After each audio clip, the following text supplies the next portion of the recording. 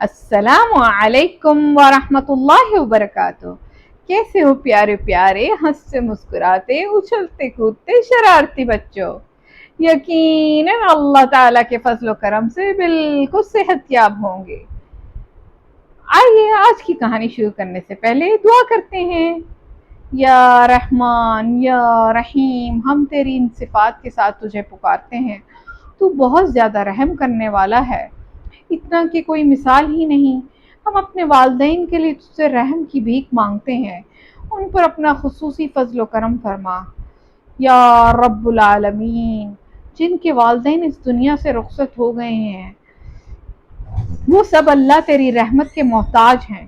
میرے والدین سمیت سب کے والدین پر اپنا کرم کر دے، ان کی خطاؤں کمی کوتاہیوں کو معاف کر دے، ان سے درگزر کر، انہیں اپنی کامل رحمت کے حصار میں رکھ، انہیں جنت الفردوس میں اعلیٰ مقام عطا فرما، انہیں رسول اللہ صلی اللہ علیہ وآلہ وسلم کے نزدیک ترین رکھنا، ان کی نیکیوں کا انہیں اجر عظیم عطا کرنا، آمین۔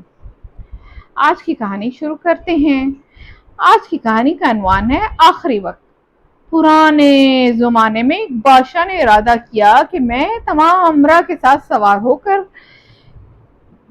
باہر نکلتا ہوں۔ اس نے اپنے ساتھیوں اور وزیروں کو حکم دیا روانگی کا سامان تیار کریں، اور خادم کو حکم دیا بہترین کپڑے نکالے جو شاہانہ زیب و زینت والے ہوں، اور اپنے مشہور و معروف گھوڑے نکلوائے۔ اس نے وہ لباس لیا جو اسے پسند تھا اور وہ گھوڑا جسے وہ اچھا سمجھتا تھا۔ کپڑے پہن کر گھوڑے پر سوار ہوا، موتیوں اور یاقوت کے ہار گلے میں ڈال کر جلوس کے ساتھ روانہ ہو گیا۔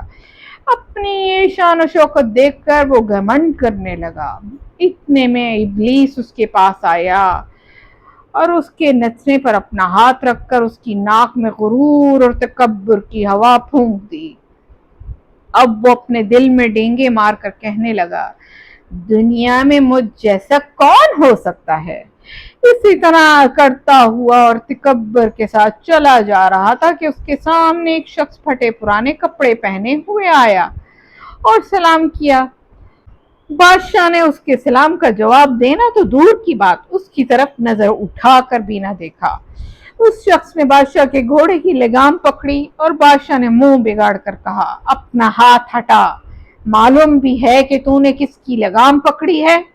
اس شخص نے کہا، مجھے تجھ سے کام ہے۔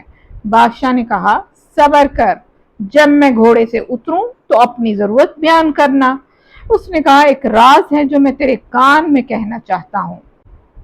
بادشاہ نے اپنا کان اس کی طرف جھکایا۔ اس شخص نے کہا، میں ملک الموت ہوں اور تیری روح نکالنے آیا ہوں۔ پیارے بچوں، ملک الموت موت کے فرشتے کو کہتے ہیں۔ بادشاہ نے کہا، اتنا ٹھہر جا کہ میں گھر جا کر اپنے بال بچوں اور وزیروں سے مل لوں۔ اس نے جواب دیا، تو واپس نہیں جا سکتا اور نہ ہی ان کو دیکھ سکتا ہے، کیونکہ تیری زندگی کے لمحے ختم ہو چکے ہیں۔ یہ کہہ کر ملک الموت نے گھوڑے کے اوپر ہی اس کی جان لے لی اور وہ مردہ ہو کر گر پڑا۔ ملک الموت وہاں سے چل کر ایک نیک مرد کے پاس پہنچا جس سے اللہ تعالیٰ خوش تھے۔ ملک الموت نے اسے سلام کیا۔ نیک مرد نے سلام کا جواب دیا۔ ملک الموت نے کہا، اے نیک مرد، میں تیرے پاس ایک ضرورت سے آیا ہوں اور ایک راز کی بات ہے۔ نیک مرد نے کہا، اپنی ضرورت میرے کان میں کیا ہے؟ اس نے کہا، میں ملک الموت ہوں۔ نیک مرد نے کہا، خوش آمدید، اللہ تعالیٰ کا شکر ہے کہ تو آیا، میں تیرے آنے کا بڑا مشتاق تھا، لیکن تو نے بڑی دیر لگائی۔ ملک الموت نے کہا، اگر تجھے کوئی ضرورت ہو تو اسے پوری کر لے۔ اس نے جواب دیا، اللہ تعالیٰ کے دیدار سے زیادہ ضروری مجھے اور کوئی کام نہیں۔ ملک الموت نے پوچھا، میں کس حالت میں تیری روح نکالوں؟ کیونکہ مجھے حکم ہے کہ تیری روح اس طرح نکالوں جس طرح کہ تو چاہے اور اپنی پسند کرے۔ اس شخص نے کہا، مجھے وضو کر لینے دے، جب میں نماز پڑھوں اور سجدے میں ہوں تو میری روح قبض کر لینا۔ ملک الموت نے کہا، پروردگار کا حکم ہے کہ تیری روح تیری مرضی سے اور تیری خواہش کے مطابق قبض کروں، اور میں یوں ہی کروں گا جیسا کہ تو کہتا ہے۔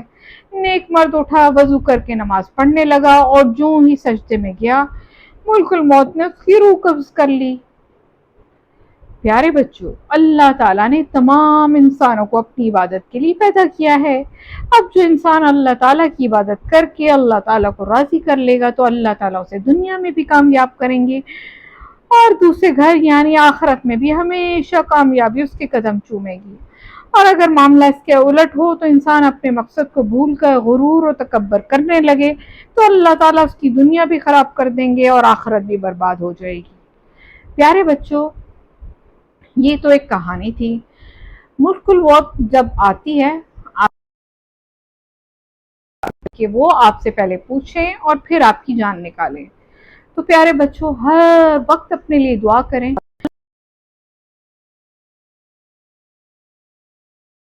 قرآن ہماری جان قبض کریں اور یا ہمیں کلمہ پڑھنا نصیب ہو، آمین۔ کل پھر ملیں گے انشاءاللہ ایک نئی کہانی کے ساتھ۔ السلام علیکم ورحمۃ اللہ وبرکاتہ۔ پیارے بچوں، آپ نے آخری وقت کہانی سنی، کیا آپ ان سوالوں کے جواب دے سکتے ہیں؟ سوال نمبر 1، بادشاہ اپنی شان و شوکت دیکھ کر ڈیش کرنے لگا، کیا کرنے لگا وہ آپ نے بتانا ہے۔ سوال نمبر 2، کیا بادشاہ نے ملک الموت کے سلام کا جواب دیا؟ بادشاہ سے جب ملک الموت آدمی کی شکل میں ملا تھا، ایک غریب آدمی کی شکل میں، تو کیا بادشاہ جب اس نے سلام کیا بادشاہ نے اس کو سلام کے جواب دیا؟ وہ آپ نے بتانا ہے۔ سوال نمبر 3، نیک شخص نے کس حالت میں روح قبض کرنے کی خواہش ظاہر کی؟ جب ملک الموت نے اس سے خواہش پوچھی تو اس نے کس حالت میں ظاہر کی خواہش، وہ بتانی ہے آپ کو۔